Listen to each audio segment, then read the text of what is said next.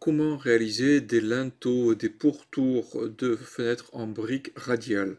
Bonjour, je suis Pascal Camilletti, architecte et formateur Revit. Aujourd'hui, je vais vous présenter donc ce que vous pouvez voir sur le côté, c'est comment réaliser donc une texture de un élément, un matériau qui va faire le tour donc d'un élément radial pour pouvoir avoir quelque chose qui soit sympa parce qu'on m'a demandé dans pas mal de rénovations, des personnes ont des difficultés à avoir des textures qui sont un peu complexes pour du rendu architectural qui soit de qualité, donc avec Revit, et pour pouvoir avoir vraiment un rendu très joli.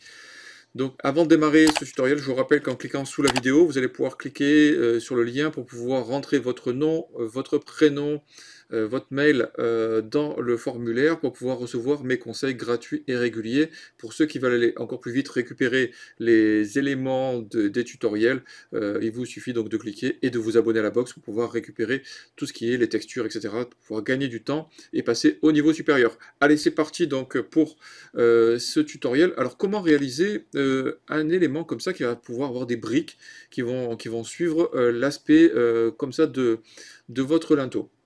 La première chose que vous devez faire, c'est d'aller ouvrir une famille. Alors du coup, ce qu'on va faire, on va le faire en direct. On va faire un nouveau, on va prendre une famille. On va ouvrir, on va peut-être prendre carrément même, regardez, on va faire encore plus simple. On va charger une fenêtre. On va faire charger, on va aller chercher une fenêtre, une porte-fenêtre en linteau, deux portes, voilà, cintrées. On va ouvrir, on va prendre la 150-215, ça ira très bien. Comme ça, on aura ça. On va la poser, voilà, et là, on va la modifier. Donc, une fois qu'on l'a modifiée, on va créer un linteau. Donc là, on fait VG, on va afficher le mur pour voir les choses. Ça sera beaucoup plus simple. On passe côté extérieur, évidemment, parce que le linteau va être visible de l'extérieur. Ce qu'on va faire, c'est on va faire une extrusion parchemin. On va faire une esquisser la trajectoire. On va cliquer sur le lien ici. On va valider. On va faire modifier le profil. Et on va réaliser le profil. Pour réaliser le profil, il vaut mieux aller sur une élévation gauche ou droite. Voilà. Et en gros, une brique standard, c'est 22 cm de hauteur, 6 cm et 11 de large. Histoire que vous ayez les dimensions. On va faire un rectangle. Voilà, on va tracer. Donc là, je vais aller à 22. Hop, voilà. On va faire, allez, on va faire 15 mm, voire, ouais, allez, on va faire même 10, histoire d'avoir quelque chose de fin. Ici, sur la dimension aussi, on va faire 220. Voilà. Et on va valider. On va faire valider. Là maintenant, si je vais ici, vous voyez, bon alors on va faire VG sur la vue 3D, le mur était masqué. Voilà, là on va lui donner un matériau. Ce qu'on va faire, c'est qu'on va lui attribuer un matériau, histoire qu'on puisse l'utiliser dans notre famille, de pouvoir changer les matériaux si on avait envie, lorsqu'on ferait notre projet. Donc là on va appeler linteau. Je fais OK, je valide. Et là, ce que je vais faire, c'est que je vais récupérer le matériau qui m'intéresse. Alors, du coup, je vais dans l'onglet Gérer. Je vais ici transférer les normes du projet depuis mon projet. Alors, je vais prendre celui-ci. Je ne fais ne rien sélectionner, je veux que les matériaux. Je récupère mes matériaux. On va faire remplacer les matériaux par défaut. Et là maintenant, regardez ce qui va se passer si je vais passer en niveau réaliste. Là, je vais choisir mon matériau et je vais lui donner un matériau. Hop.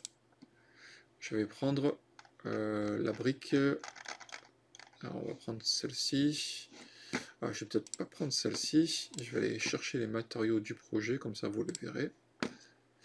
Transférer les normes. On va prendre du projet linteau. Ne rien sélectionner, je veux que les matériaux, ça sera encore plus rapide. Remplacer par défaut. Et là, du coup, si je sélectionne mon linteau, pardon, pas le linteau, je vais le prendre ici parce que j'ai créé le matériau. Et là, je vais prendre la brique rouge verticale. OK. Et là, je fais OK, appliquer, OK. Et là, vous voyez que ça ne fonctionne pas.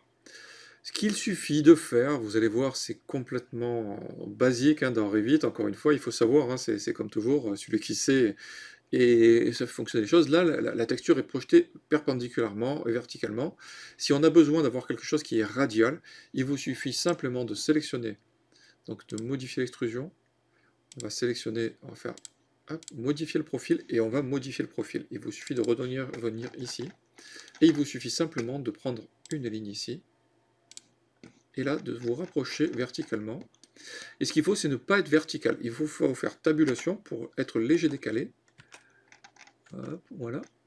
Vous allez vous décaler de quelques millimètres. Il va vous avertir que vous êtes à un léger décalage. C'est pas un souci. Vous allez supprimer la ligne verticale ici. Vous allez faire le lien entre les deux autres éléments.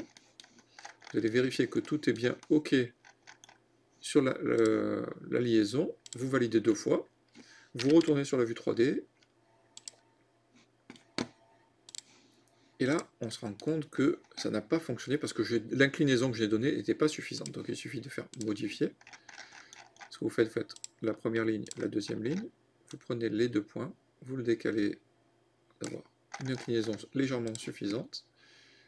Vous validez 2 fois. Et là, automatiquement, vous avez le matériau qui prend la forme. Il vous suffit maintenant de charger ceci dans votre projet. On va remplacer la version existante. Et là, vous avez un linteau avec les briques qui sont appliquées comme il se doit. Moi, j'espère que ce tutoriel vous aura été utile. Vous n'hésitez pas à liker, à partager.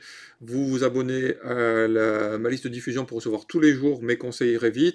Pour ceux qui veulent aller encore plus loin et gagner en facilité avec la box, avec les fichiers que je donne, des vidéos complémentaires d'informations, des réponses à vos questions par rapport à des mails que vous pouvez m'envoyer, que je mets dans la liste des tutos, ça vous fait vraiment gagner du temps, optimiser votre temps, et vous réfléchissez beaucoup moins sur la complexité de certains projets.